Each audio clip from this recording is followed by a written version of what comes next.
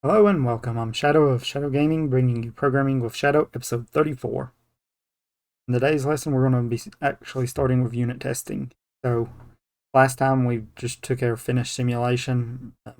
What I did was just did a hand copy and copied it over to off my VM because my VM died. We're going to be doing it in Visual Studio now. Before we were using Visual Studio Code. It's lighter weight. It's more of a, if you go on the scale of a text editor to an IDE, I know I've mentioned it, IDE is integrated development environment, so all the tools are there, but it can be more complex, but it usually has more features. But Visual Studio is like or Visual Studio Code's like a text editor, a little smaller, but with its how extendable Visual Studio Code is, you can get it very close to full IDE. We're not going to do that though. We're just going to Visual Studio because that's the one you would probably actually be using. So let's begin. I had some questions from last time. First, I wanted to use this form of namespaces, file based rather than scope based by default. Do that. That was in options and text editor. I'm in C#, code style. Here we go. I'm looking for code block preference. So here, namespace, block scoped. We want it to be file scoped. So there's one change. There's probably some other here I would like to do as well.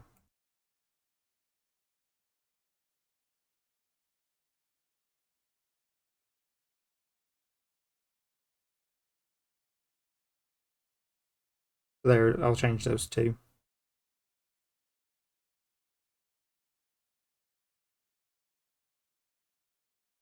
We'll leave it for there. While we're in the options menu, let's come here to font and colors. Oh, I already bumped the size up. So bump the size up. So I'm in the text editor. So I bumped it up to 14, make it a little more visible on the video. I think I probably need to do the output window as well. Output window, yeah, let's bump it up as well. Make it that same font. I think it's that. All right.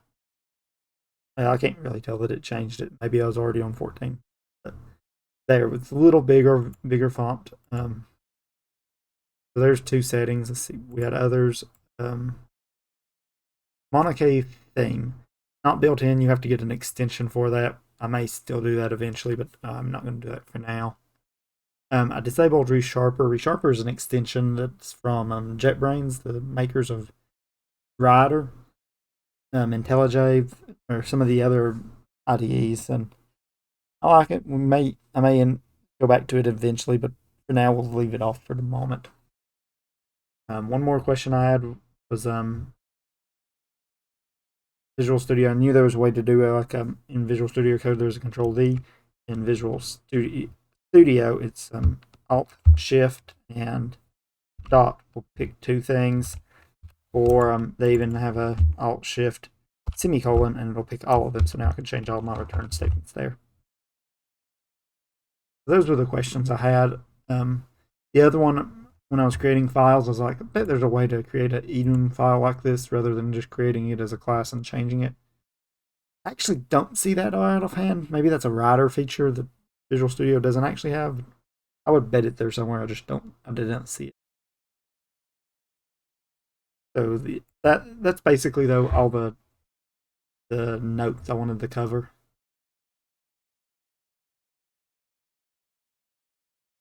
All right, let's get into the actual lesson. So we're going to talk about testing. So testing is a way to run your code and try pieces of it, or you can try the whole thing too. But try your code and test it against some condition. The style, we're not going to go majorly in depth in it. We're just going to touch on it. What we're going to do is called unit testing. So unit testing, unit is whatever you want to consider a unit of code. For our purposes, I'm going to consider methods primarily. If we go further in testing, we may change what is a unit of under test, but it can be a class, it could be a feature, it could be a couple lines of code, it could be a method. We're going to treat it as methods for at least today, probably for a while. The benefit of testing is that it lets you can show that your code does what you think. You can use that to build up pieces. So you can say this piece does this, or you can combine it with another piece that does something and you verified it, then combine them together. Doing that, you can build up a system that roughly works as you expect. You still will have bugs, but it'll help you with them.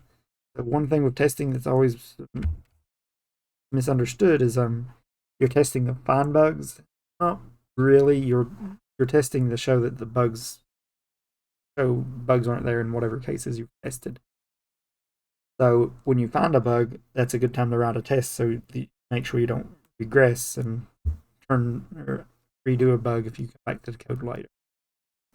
That's going to be a lot of the features here, is making sure we don't do that because we didn't write it first and code's not really testable. So we're going to be trying to make that the case. So one more thing with testing, and then we'll get into it. There's different patterns. I say there's different patterns, but all I can think of is act, arrange, act, and assert. The AAA method. That's what we're going to do.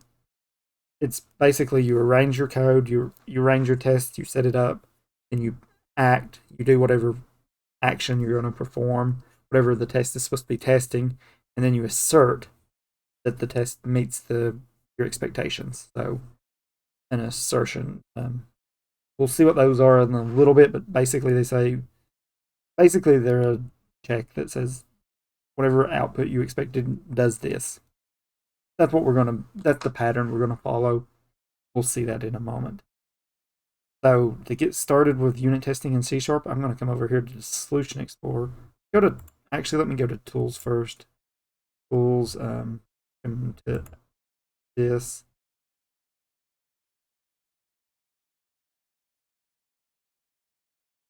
May not be in here. I'm going to see if I can make it just a little bit. I don't see it.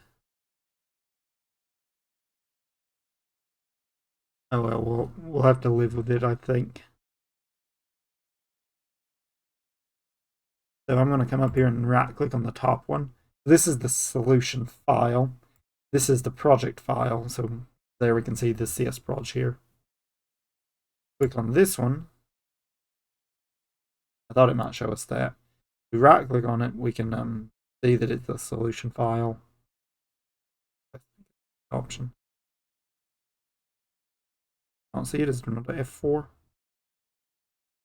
Oh, I'm going to click off and I'm going to press F4. Okay, it takes me to properties. Okay, never mind.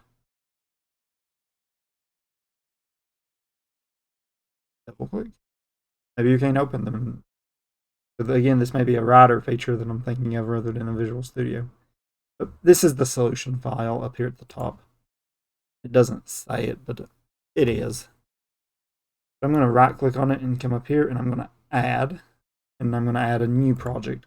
I'm going to have a second project. And we haven't done this before. It's not going to be C++. It'll be C#. And we were presented with a ton of different projects. I can scroll for a long time. What I'm going to do is search, although I think I actually seen the one I want, and it's actually the Xunit. I'm going to look up test. So in C#, there's several frameworks. These are the three that I'm most used to: MS Test, InUnit, Xunit. So I'm going to grab the one. So there's two of them here. This is MS Test here, but this one's for .NET Framework. We're using .NET Core or just .NET. So this one here might be us, but this is the one we're looking for. So the difference, I've never actually seen MS Test anywhere. I've seen Xunit a little bit, but most projects I've dealt with use Xunit, so that's what I'm going to use. All this is the library that you're using to build tests, basically, is all that is. So I'm going to pick Xunit, and we'll get started. I'll call it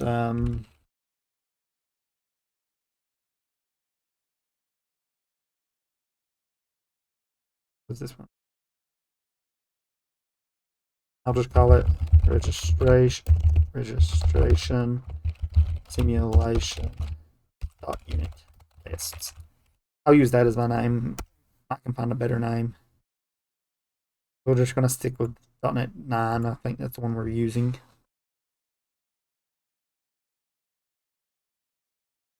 And there we go. We have a test. Those were really small. Let me come in here. Let's see. Is there I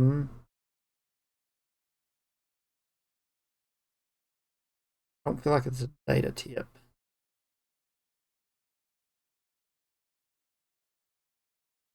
Editor tool. There we go. Bump that up to 12. Not hardly the same size, but a little bigger. Yeah, that's a little better.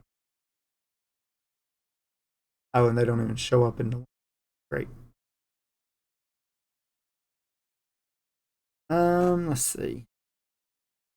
Let me do this. Adjusting settings 1 moment.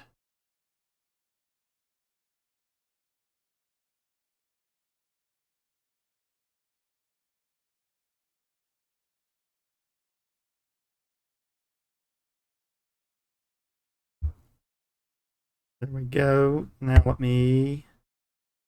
going to make a new scene. We're going to do a display capture.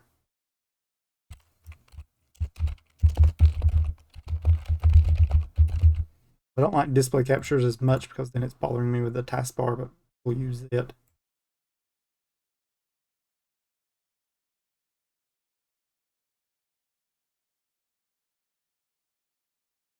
Now we can see the tooltips. So there we go.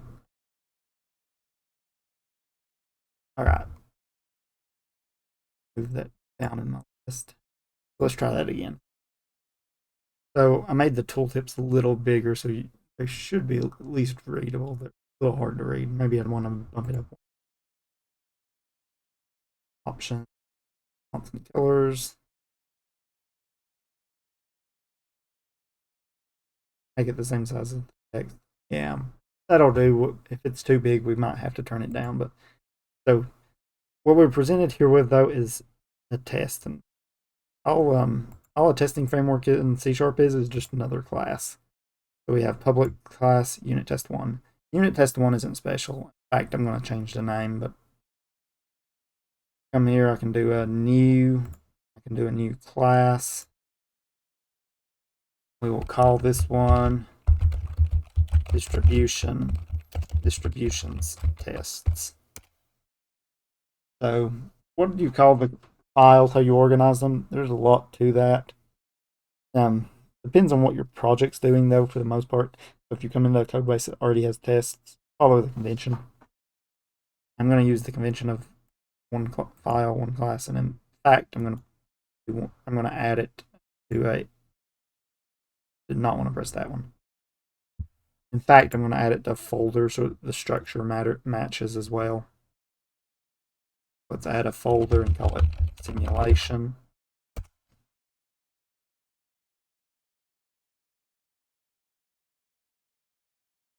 There we go. We'll add the other folder while we're at it. Add a second folder and call it models. And we'll delete unit test 1 here. We'll use the distribution, or we'll use my distribution tests here. We'll make it public. Internal probably fine actually, but I'll make it public. Let's see. Let's do our very first test. Fact. So an Xunit. So if you pick the NUnit or MS test, this will be different. But for Xunit, they use fact. We will do public. Void first test. I guess test 1 would have been a fine name for that actually. So one thing here is it didn't add any namespaces. So the reason for that is if I go here to properties,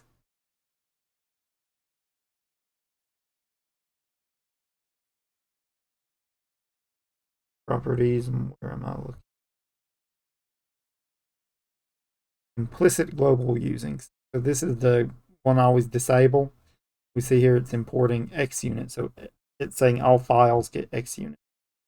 So I'm going to turn that off for now. We might probably use that in the future. Now, if it redoes, it's going to work actually. I expected that to fail since I turned off the using.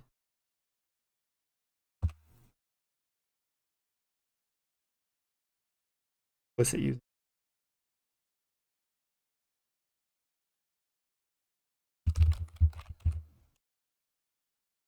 Interesting.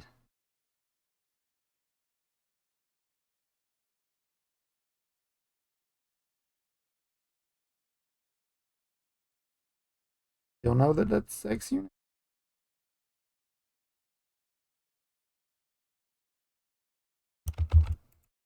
I'm confused on that one.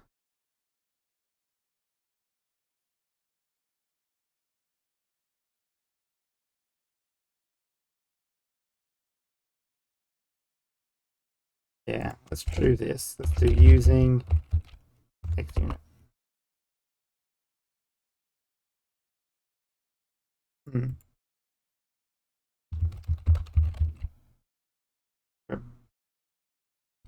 I guess I need to make IntelliSense.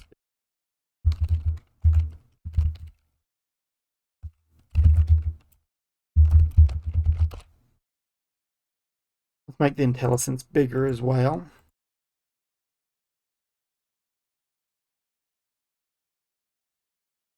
Code lens, maybe. I don't think that's it.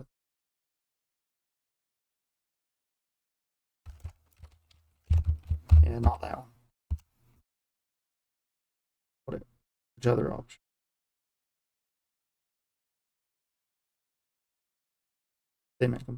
There we go. I bet that's it. Yeah, there we go. That's a little bit.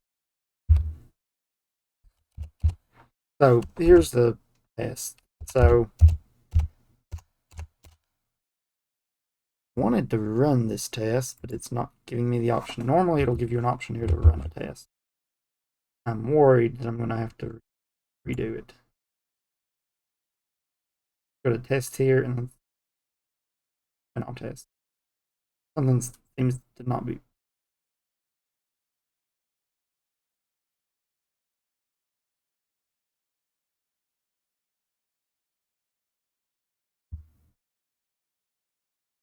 Yeah, something's not right. Oh, it did run. Yeah, and there we go. There's a little pop up. That's what I was expecting. That's pretty small. I wonder if I can make that bigger. I have a feeling it should be in here somewhere, but I don't know if I know which one it is.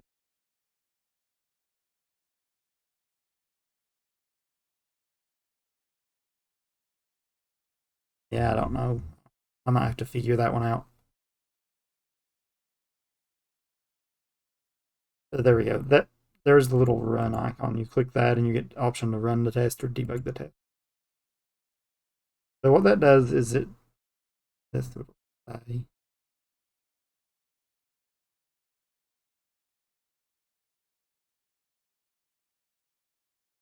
right, there we go.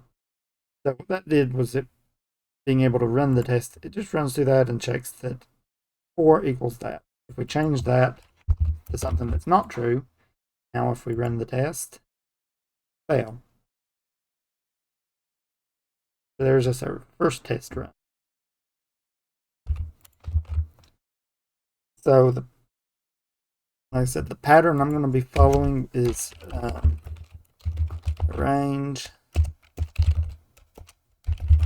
act, and assert. So if we had to, so this would be where we do, so arrange would be where we declare variables, do any setup we need, acts where we do whatever operation, and then asserts when we test. that's the structure we're going to be following. So where we will begin is with distributions here. So I think, I'll be honest, I've thought about it and couldn't really think of a good test here for these, but I think I can give a decent test for uniform.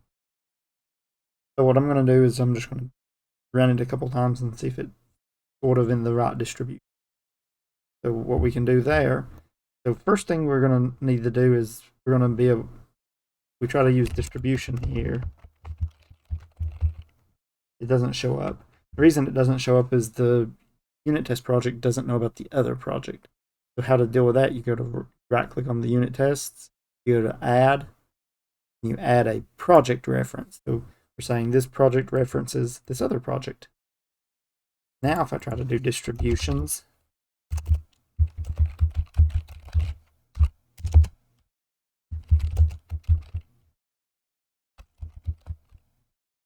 there we go, finally. Distributions now shows up in the list, and we can say distributions.getUniform. Let's say the max value is 6. We'll pretend it's a dice. Now let's do 10 so it's easier to multiply. We won't worry about a dice. There returns an int, so we'll say int current value. There we go, something like that. So what we're going to do is we're going to create a list up here though. And this should be up here actually. Maybe there.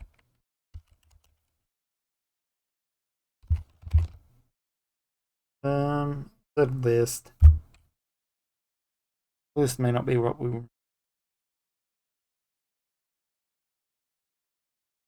I guess I haven't talked about dictionary, so we'll do list.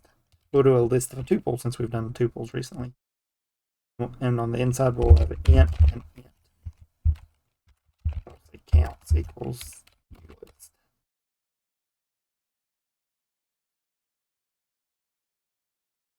So here, so we'll do it in a loop. So we're going to do this a couple times. So we'll say for int I equals 0. There we go. We'll do something like that. And on the inside here, what we will do is we're going to just load the counts. We really need to use a dictionary for this actually. Let's do. So we'll use a dictionary. So a dictionary is a type we haven't talked about yet, I don't think. So it's a generic type though with 2 values. First one is called the keys. Second one's values. So what a dictionary is a pair of key and value. There, t key and t value. So counts equals new dictionary. See what the hint is. Control dot should pull up.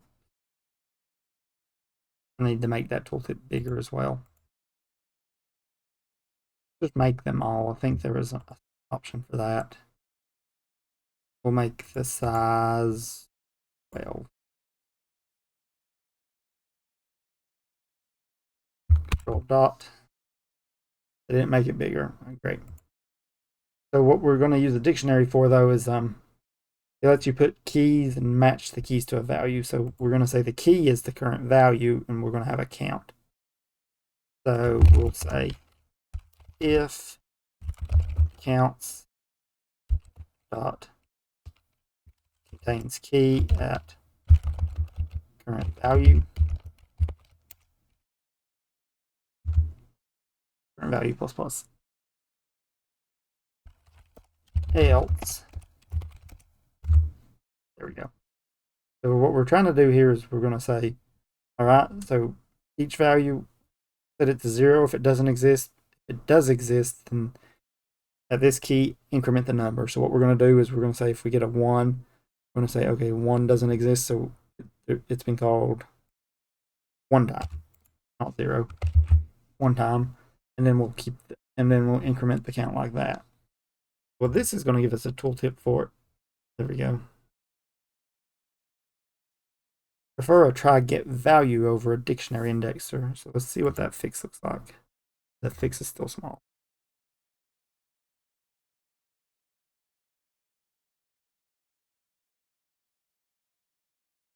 I don't know if that works actually. We'll leave that in and try it, but I'm not sure on that one actually. That is not the fix I figured it was going to provide. So what try get value does though is exactly what it sounds like. It's going to try to do the dictionary and try to see if the current value is in it and same current value. Let's change the name of that. Right click, and if we go to refactor, rename, let's say key, since that's what it actually is. Key and value. We'll say try to get this, check this key, and if it exists, give us this value. Else, set it.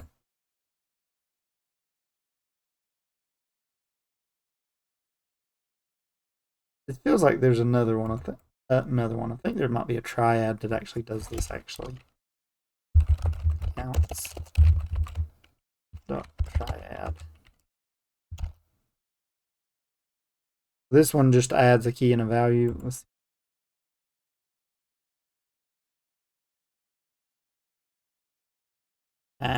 we'll leave it as is. So I'm not really. I wasn't planning on trying to explain key or key value pairs or dictionaries just yet, but we'll go with this for the moment. So here we'll do a setup though. So we'll add some values to it. Now we want to do a. We're going to want to check something out. So we'll say for int I equals 0. Go.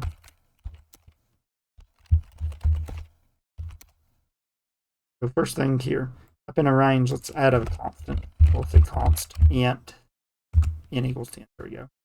That's the number of times we're running.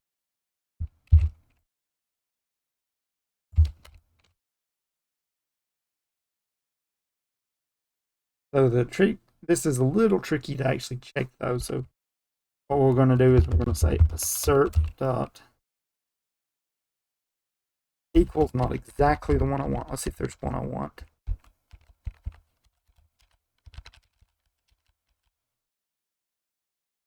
Probably that in range.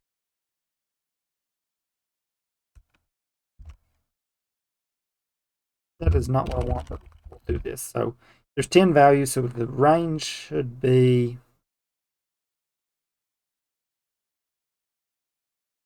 no, wait a minute.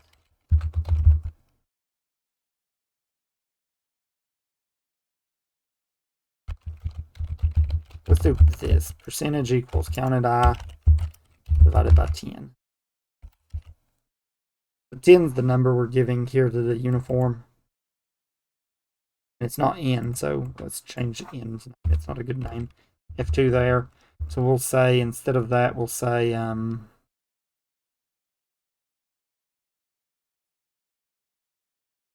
what?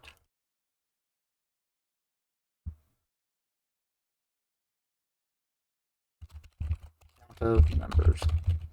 Give it something a little more descriptive because it's not the same 10. This 10 is the range for we're trying again. So let's do const. Instead of letting it be magic variable, we'll say const equals 10.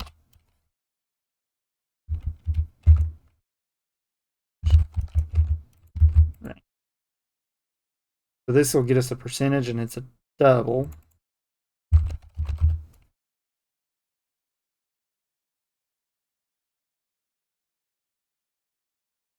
So no, wait a minute. This is count of numbers actually.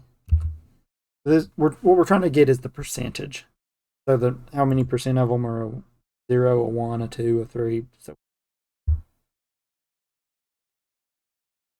So here, let's say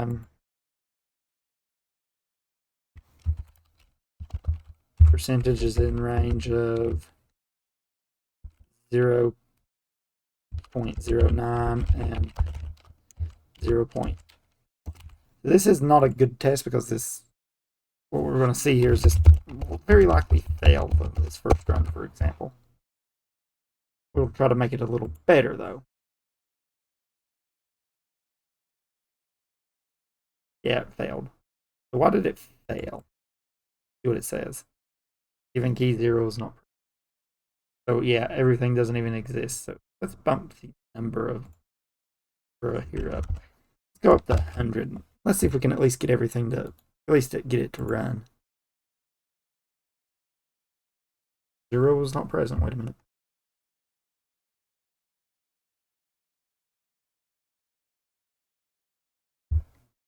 Okay, so we're saying 1's the minimum value. So here we'll put 1.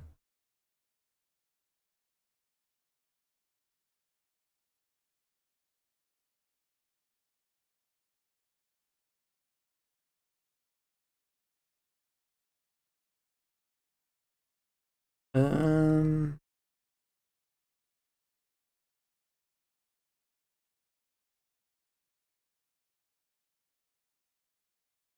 yeah, this is all manner of wrong. Wait a minute. This should be the other one. This should be range. Yeah, this is all manner. I plus 1. Let's do it like that. Now, if we run it, let's see what we get. There.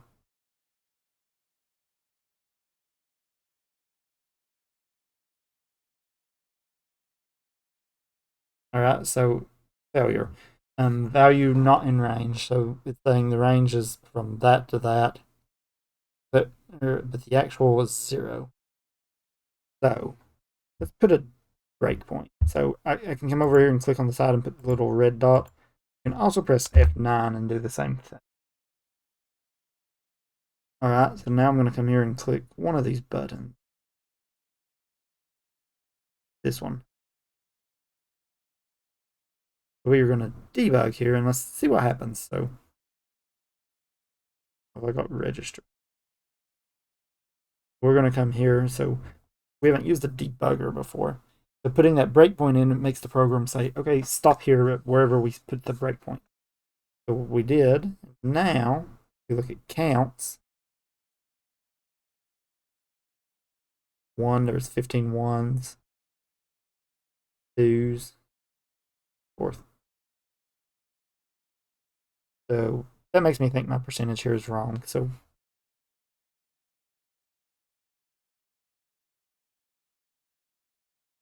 nah, that may be right.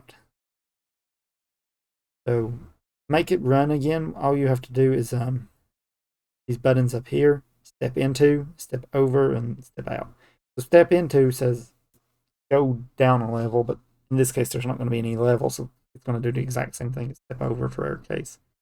Step over would lets us skip stuff. So if I press step into F11, percentage there is now 0. You know, I don't know why to. Let's cast this to double. Now let's debug once more. So I right click that time to get the debug menu. Now if I step over, my percentage is 1.5. So it's not in that range, so it's still going to fail. And now we can see the problem with my test here. Here, I'm going to press step into, so there we go. So it failed, so range still doesn't match. So to finish up, you can press continue up here or F5. There we go, test failed. So what happened? The very first percentage it tried is not in the range, so it's not between that, and it should have done 1.1. But still, that it wasn't in that range. So there's 10 numbers, although it looks like there's actually 9. So bump it up 11 because it's it. So now there will be 10 numbers, so let's see if it runs this time.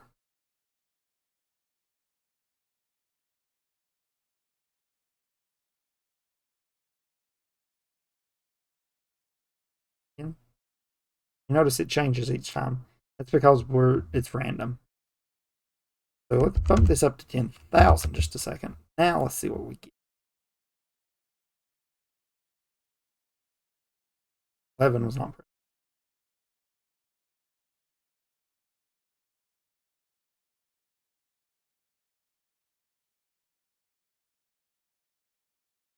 No, range -1.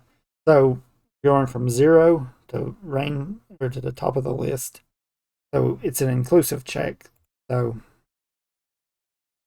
or exclusive on that side. So max value isn't in there. That is in the range of values included min value, but not max. So max isn't actually in the list. So 11's not there, so we stop one before 11. There, the test actually passed. But we've seen with smaller values it didn't pass. So what's happening? With 100, it'll fail. There, we're out of range.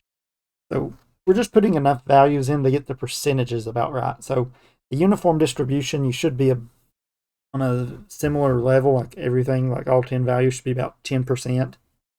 I'm saying 10% plus or minus 0.01%. So 100's not big enough to do that. 1,000 might be big enough. Wasn't that time.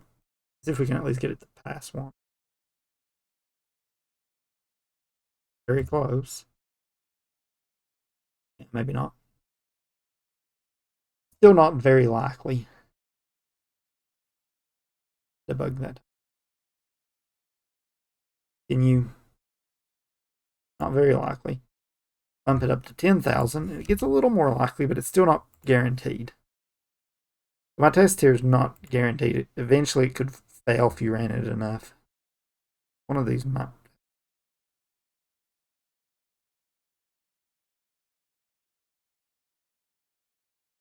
Run until failure. Let's see if it'll fail.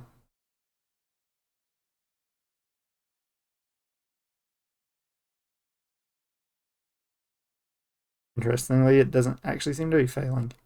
So it should be able to fail though, because we're just playing statistics. So we're doing the thing, run it 10,000 times, generate us 10,000 numbers, and we're saying it should be in that range. I would argue that that's not a terrible test, but it does introduce possibility that it can fail. We could bump that up higher because you see that it's running pretty quickly, so running in about 3 milliseconds. So what we could do is we could make that a little bigger and give us even more buffer, because now we're up to 130 runs and it hasn't failed. So maybe that's actually good enough and we're in the range. But there's just a test. What that does is it's helped us make sure. And now I'm making sure that my uniform distribution is actually uniform. So what I could do is I could say I'd done something like this. So messed it up by accident. Have it off by one error. There we go. It actually failed once. There we go. There, it is possible for it to fail.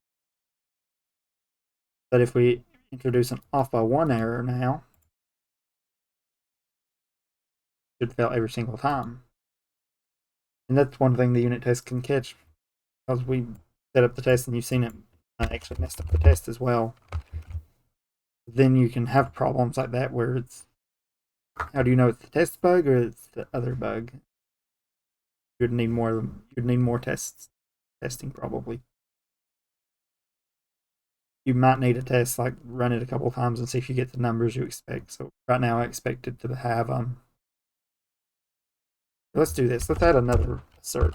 Let's do for int I equals 1, I less than or equal to I less than range, I plus plus. Added an extra space I don't want there. So let's assert dot. Let's see. Let's do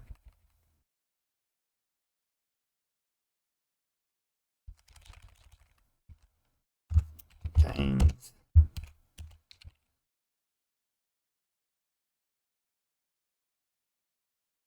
counts dot contains key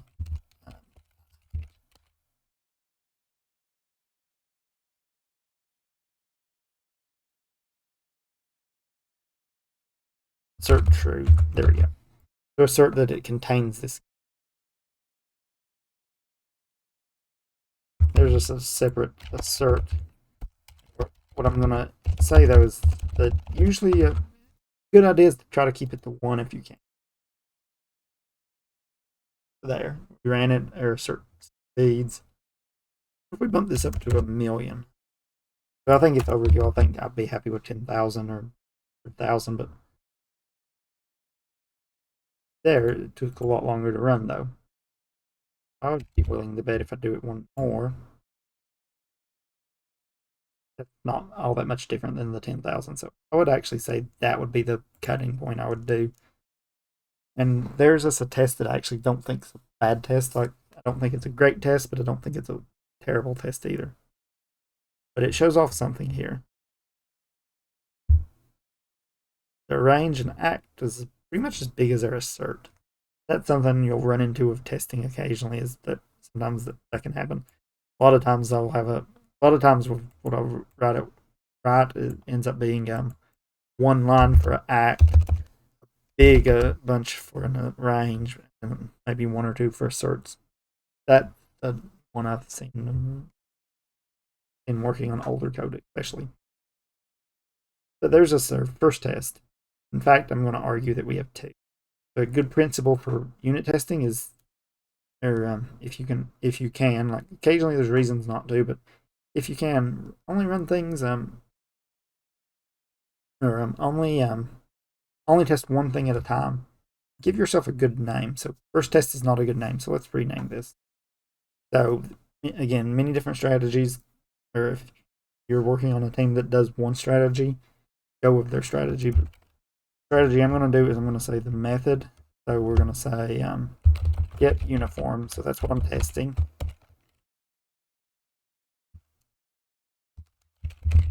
Returns a a uniform distribution. So there's this one test. So I would sometimes when I would write these, I'll have one more clause here. So get uniform returns a normal distribution, and then some when if there's some kind of conditioning. We don't really have a condition here. We just give it a range and it's good. So I'm going to say that's all right. We're going to write a second test. So we'll do fact public void get uniform returns all values within its range given enough runs. So it's random, so it's not guaranteed, but what we should see is if I'm going to copy this, copy that, and I'm going to grab this first.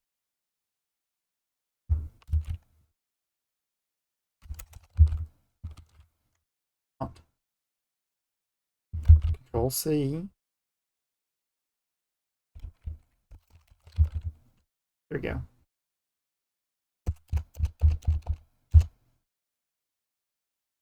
Now I'm going to delete this one.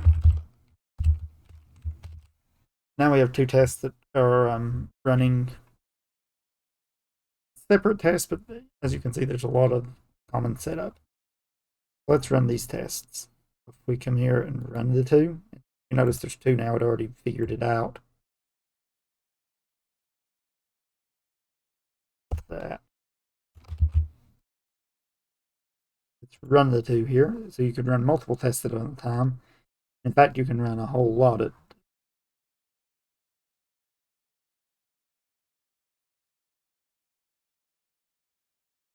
notice it's 1 second for this one, even though it's doing 100,000 as well. What that tells you is it's actually retrieving it here. That's actually taking a longer amount, probably. Maybe. If we run it singly, though, we might actually see it climb. Yeah. So what's happening there could be any amount of things. Could be caching. Could just be random. So when your processor's running, when it executes code, if you get the same code a lot of times, it might store that in something called a cache. so it doesn't have to go to main memory of the computer. So main memory to processor is really slow, so it puts it in the cache faster. It could be that. It could just be random fluctuations. There we go. There's us 2 tests, and we've ran them. We could add more there as well. So I'm not going to cover anything else new. What I'm going to do is just a little cleanup. So there's a principle of don't repeat yourself. In this case, I'm going to say that the arrange here isn't a repeat of yourself. I'm going to say this one. The range is happening. They are the same, but I'm not going to consider them. So what I am going to consider is this part, though. So these are just methods. That means they can call other methods. So what we can do here is we can say private. You do need to put it private, otherwise it would, if you do public, let's see, public,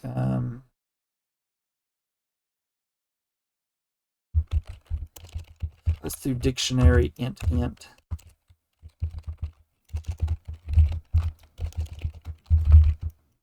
distributions. So we'll pass in, what do we need? We need a range.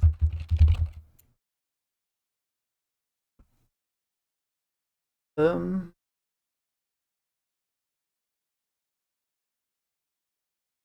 might be all we actually need. We need a range.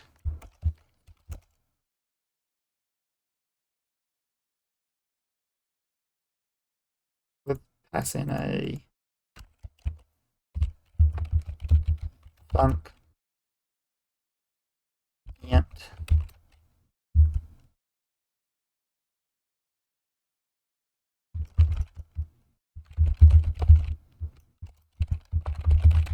distribution. So this is the function thing we played with before, so that lets us pass in a function here. So let's see if we can do that. So I actually haven't tried this ahead of time, so we're just going to see if this works. And we do need to count a number, actually. To int count of numbers needed. I'm just going to yes. Say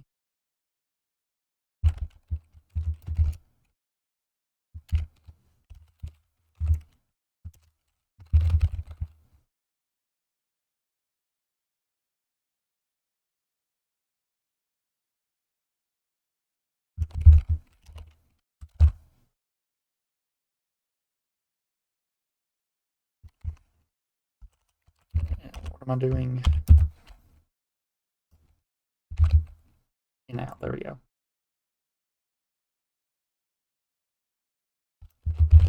Pass in a range. Count here. Let's move this inside there. We'll return it at the end.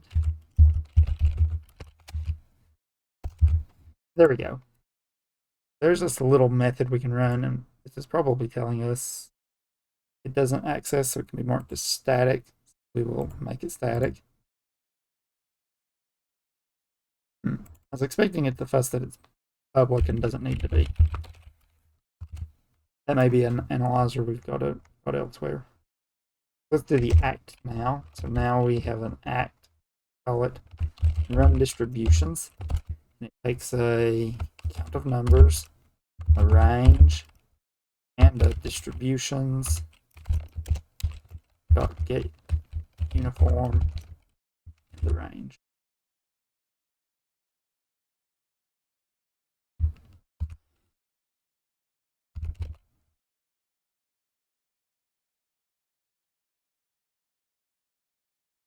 Not convert from int to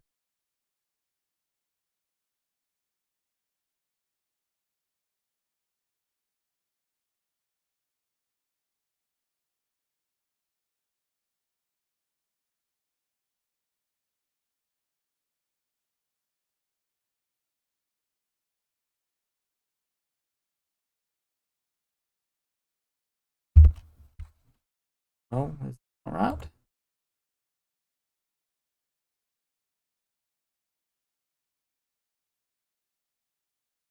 I'm wondering if it doesn't like it because it's...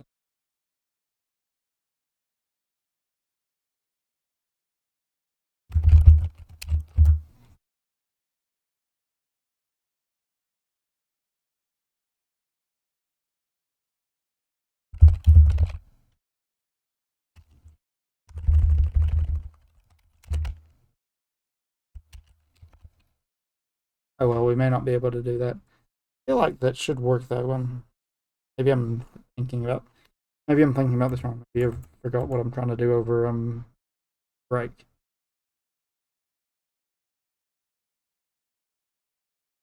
I feel like that should work.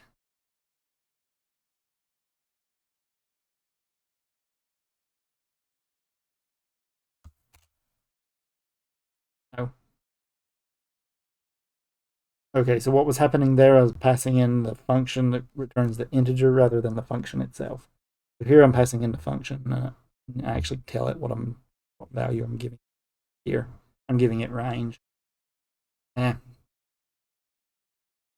Well, now we can delete that. Select that and copy, paste. And now, if we run these two tests, what I expect to see is... So here's a time I'm going to use var.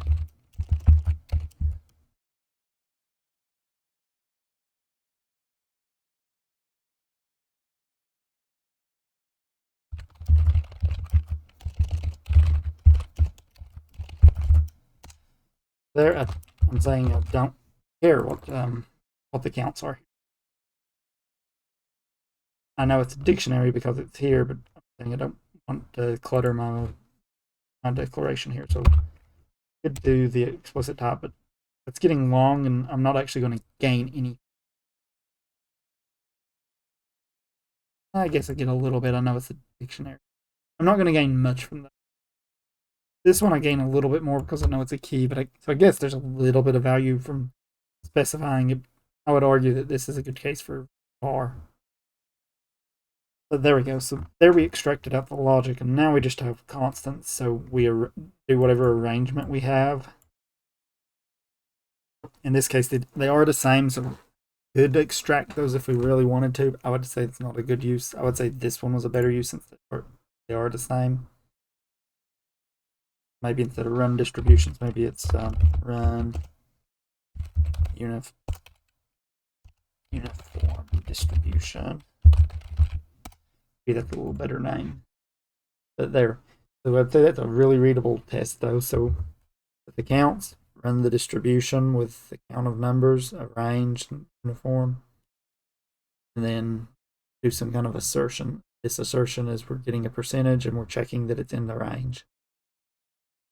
This one, same thing. We do some setup. Do some setup. We get some counts. With the counts, we can assume that it's the uniform distribution. Check that it matches. And if we come down here and run these tests, they'll run and run until failure. We probably won't see. And look how fast the second one's going compared. All right. Yeah, that's pretty much going to cover what we're going to cover today. So we didn't really do anything. We just played around with a very basic test. Here, and let's do... I'm completely surprised that I feel like that's a mistake. Check one more thing here.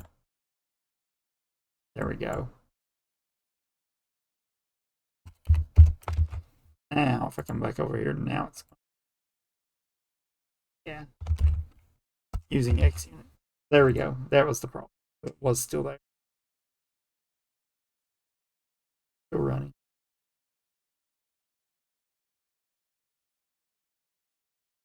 But there we go. There's just a very brief intro to testing.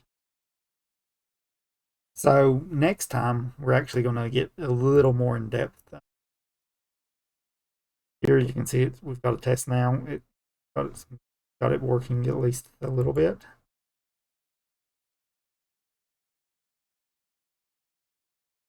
we're looking for one more option here, but I don't think it's available.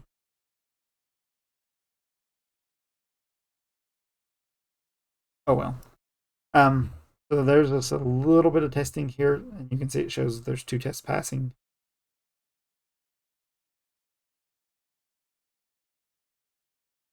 But it shouldn't have any changes, but played around with messing it up.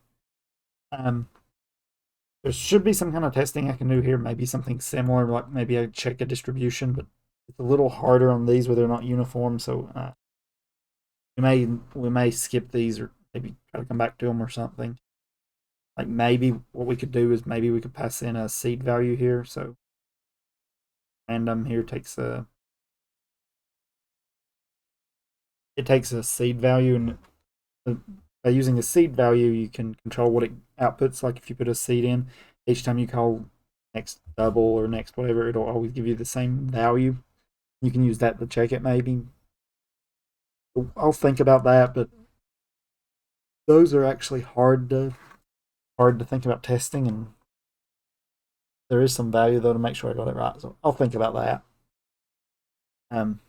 Where I intend to go next time though is look at some of these other classes like event. But event doesn't actually do anything. So that example, other one, registrant, and not really doing anything. So probably not a good one to test. Maybe we'll start at menu because it actually does a little bit of functionality, a lot of functionality. We'll see. I may start there. May start with convention registration. A lot of functionality as well. We'll pick one though, and we'll start actually writing some tests, and we'll start refactoring. So, refactoring is the process of taking code and improving it some way. Maybe I guess improving it's not necessary, but changing it in some way. And we're going to try to make it better. And the better in this case is going to be more tests. But we'll stop there. So this has been episode 34 of Programming with Shadow. Thanks for watching and have a wonderful day.